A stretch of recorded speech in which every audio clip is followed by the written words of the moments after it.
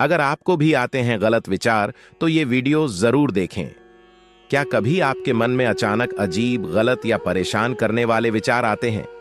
ऐसे विचार जो आपको नींद नहीं लेने देते, जो आपके दिल दिमाग को बेचैन कर देते हैं। अगर हां, तो आप अकेले नहीं हैं। हर इंसान के मन में ऐसे विचार आते हैं। पर क्या आप जानते हैं कि ये विचार क्या हैं? ये क्यों आते हैं और इन्हें कैसे रोका जा सकता है? आज हम बात करेंगे उन मानसिक विचारों की जो हमें रोकते हैं, हमारी शांति छीनते हैं और हमारा मनोबल गिराते हैं।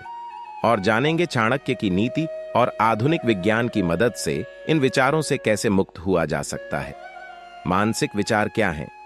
मानसिक विचार या दिमाग में चलने वाले ख्याल वो छोटी छोटी आवाजें हैं जो हमें दिन रात घेरती रहती हैं। ये विचार हर तरह के हो सकते हैं, खुशी के, डर के, चिंता के, शक के या कभी कभी तो बिना वजह के भी। हमारा दिमाग ऐसा है जैसे बंदर जो एक पेड़ से दूसरे पेड़ पर कूदता रहता है, एक विचार से दूसरे विचार पर जाता रहता है। जब हम जागते हैं तो हमारा दिमाग भी जागता है और न जाने कितने विचार हमें घेरे रहते हैं।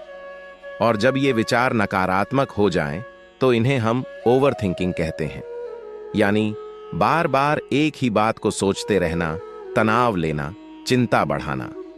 अब जानिए कुछ आम तरह के विचार जो हमारे मन में आते हैं। चिंता और डर के विचार कभी किसी परीक्षा की तैयारी के दौरान या नौकरी के दबाव में हम सोचते हैं, क्या होगा अगर मैं फेल हो गया, या मेरी जिंदगी कैसी जाएगी।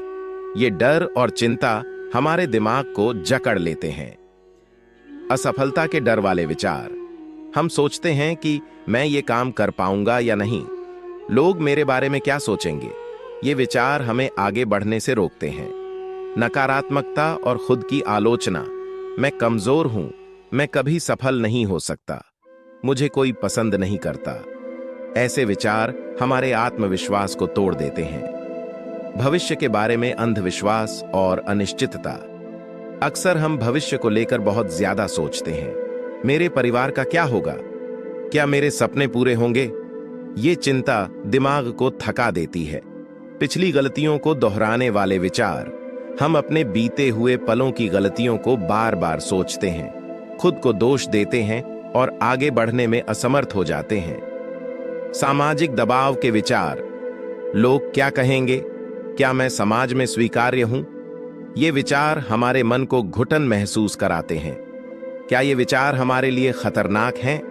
इन विचारों का होना कोई बुराई नहीं है, ये तो इंसान होने का हिस्सा है। लेकिन जब ये विचार लगातार आएं और हमारे दिन प्रतिदिन के कामों में बाधा डालें, तब ये मानसिक तनाव यानी स्ट्रेस और डिप्रेशन का कारण बन जाते हैं। पर ध्यान दें, आप अपने विचार नहीं हैं, आप उनके देखने वाले हैं। आपके मन में विचार आते हैं, लेकिन आपको उन्हें अपने ऊपर हावी नहीं होने देना है।